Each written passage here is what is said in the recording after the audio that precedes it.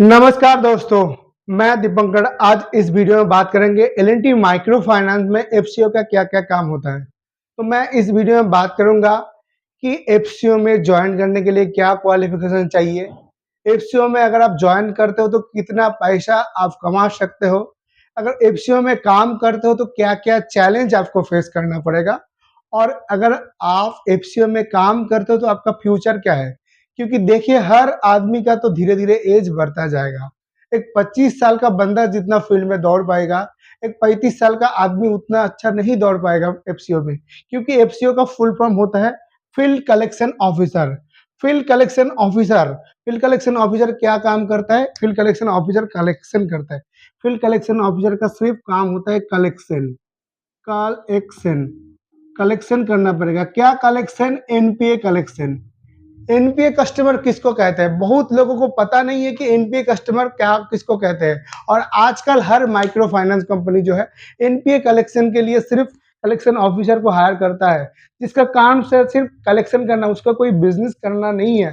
तो जितने फ्रेशर लोग माइक्रो फाइनेंस में ज्वाइन करना चाहते हो, लेकिन आप जो है मतलब आपको माइक्रो फाइनेंस में लोन बांटने को अच्छा नहीं लगता, अगर आप लोन नहीं बांटना चाहते हो तो एफसीओ जो पोस्ट है आपके लिए, ये पोस्ट आपके लिए सुइटेबल है। एफसीओ का जो नाम है अलग-अलग कंपनी में अलग-अलग नाम से पुकारा जाता है।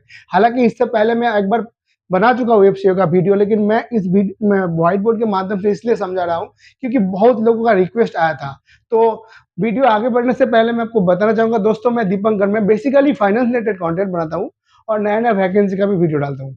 तो जो लोग मेरे चैनल पे पहली बार आए हो और फाइनेंस रिलेटेड जॉब में ज्वाइन करना चाहते हो, फाइनेंस को जानना चाहते हो, फ्रेशर हो, आप प्लीज़ मेरे चैनल को लाइक, सब्सक्राइब, कमेंट करके शेयर करके रख दीजिएगा, ताकि इसके बाद जो भी मैं वीडियो डालूँ उसका नोटिफिकेशन आपके पास तुरंत चला आए।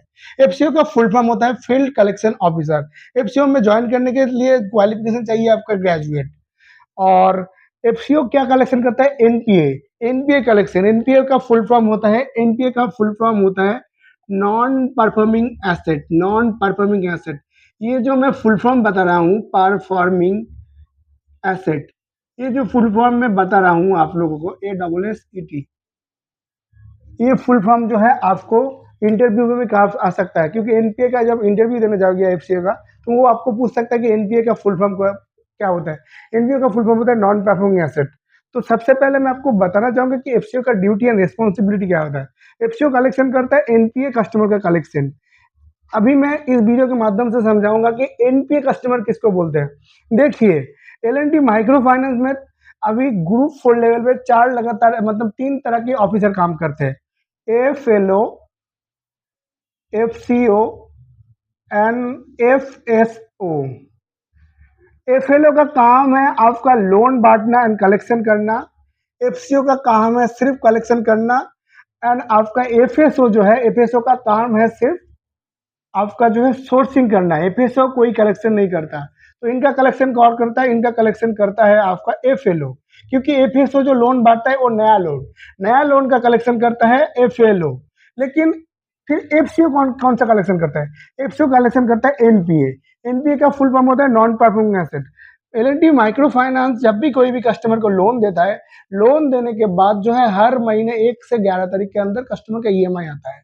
अभी 1 से 11 तारीख जो है लोन कलेक्शन ऑफिसर जो है कस्टमर के घर में जाएगा और लोन का किस्त मांगेगा। लेकिन कई बार ऐसा होता है, ऐसे कुछ कस्टमर के पास घर का परिस्थिति खराब होने के कारण, किसी का तबीयत खराब होने के कारण कोई कोई कस्टमर जो है कंपनी का लोन लेके बाहर चला जाता है। तो ये जो कस्टमर का कलेक्शन है, ये कस्टमर का कलेक्शन करता है एफसीओ। लगातार कोई भी कस्टमर अगर 90 डेज पैसा नहीं दिया, मतलब लगातार 3 महीने, तो वो कस्टमर जो है एनपीए में चले जाते हैं। एनपीए मतलब नॉन परफॉर्मिंग एसेट। तो उस नॉन परफॉर्मिंग एसेट का कलेक्शन करता है एफसीओ। अभी एफसीओ में काम करने के लिए आपका क्वालिफिकेशन चाहिए ग्रेजुएट। अभी चैलेंज क्या है? चैलेंज ये है कि एफसीओ जो है, आप जो है एफसीओ जो है लगातार मतलब नॉन परफॉर्मिंग एसेट कलेक्शन करता है। तो नॉन परफॉर्मिंग एसेट का कस्टमर जो होता है वो सीधा कस्टमर नहीं होता है। एक एफएलओ पूरे दिन 100 कस्टमर का कलेक्शन कर लेता है, लेकिन एफसीओ पूरा महीने में सिर्फ कलेक्शन करता है 60 या 70 कलेक्शन कस्टमर का। क्यों पता है? क्योंकि एफसीओ जो कस्टमर के पास जाता है वो हर कस्टमर को पैसा नहीं देता है। हालांकि पोर्टफोलियो एफएलओ से बहुत ज्यादा रहता है एफसीओ के पास, अगर एक एफसीओ के पास पूरे महीने में 1000 पोर्टफोलियो कलेक्शन, उसका सिर्फ 60-70 से 80 या 100 कस्टमर का ही आएगा, लेकिन पैसा जो है एफएलओ से भी कभी कभी ज्यादा कमा सकता है एफसीओ। क्यों, ये भी मैं आपको समझाता हूँ। सबसे पहले मैं आपको बताना चाहूंगा, एफसीओ जब भी कोई भी कस्टमर के घर पास जाता है, मैक्सिमम कस्टमर के वहां पे दिखाया जाता है कि कस्टमर जो है उस लोकेशन में अवेलेबल ही नहीं है। क्यों अवेलेबल नहीं है? क्योंकि आज के ज़माने में ना बहुत ज़्यादा फ्रॉड बढ़ गया है। तो फ्रॉड बढ़ने के कारण क्या होता है, फ्रॉड क्यों बढ़ने के कारण क्या होता है, जो लोन कलेक्शन ऑफिसर जब मतलब एफएलओ जब लोन का फॉर्म फिल अप करता है, या एफएसओ, एफएसओ का फुल फॉर्म होता है फील्ड सोर्सिंग ऑफिसर, एफएलओ का फुल फॉर्म होता है फील्ड लोन ऑफिसर, एफसीओ का होता है फील्ड फील्ड कलेक्शन ऑफिसर। तो एफएसओ या एफएलओ जब लोन फॉर्म फिलअप करता है, तो कई बार कस्टमर जो है डुप्लीकेट डॉक्यूमेंट लगा के जो है लोन के लिए अप्लाई कर देता है। इनको चेक कौन करता है? इनको चेक करता है ऑडिट। माइक्रो फाइनेंस में एक डिपार्टमेंट है ऑडिट। ऑडिट का काम क्या होता है? एफएलओ या एफएसओ कोई भी डॉक्यूमेंट्स कस्टमर के लोन के लिए अगर भरेगा, तो ये जो डॉक्यूमेंट्स है ये चला जाएगा क्रेडिट टीम के पास। क्रेडिट उनको जो उसका सिविल स्कोर देख के वेरीफाई करने के बाद क्या करेगा, क्रेडिट उसको जो है अप्रूव करने के बाद वो चला आएगा ऑडिट के पास। फिर ऑडिट वो डॉक्यूमेंट्स चेक करेगा अपने सिस्टम के माध्यम से, उनके पास कुछ सिस्टम होता है कंपनी के। उसके बाद उनको अगर कोई भी डॉक्यूमेंट्स में डाउट होता है, तो जो है ऑडिट जाके कस्टमर के घर वेरीफाई करेगा कि जो कस्टमर अपना आधार कार्ड में लोकेशन में अपना जो आधार कार्ड में अपना एड्रेस दिया है वो एड्रेस सही है कि नहीं। ऑडिट चेक करने के बाद जो है फिर आएगा वो बीपीएम, बीपीएम के पास, बीपीएम या बीओएम। बीपीएम का फुल फॉर्म होता है ब्रांच प्रोसेस मैनेजर, बीओएम का फुल फॉर्म होता है ब्रांच ऑपरेशन मैनेजर।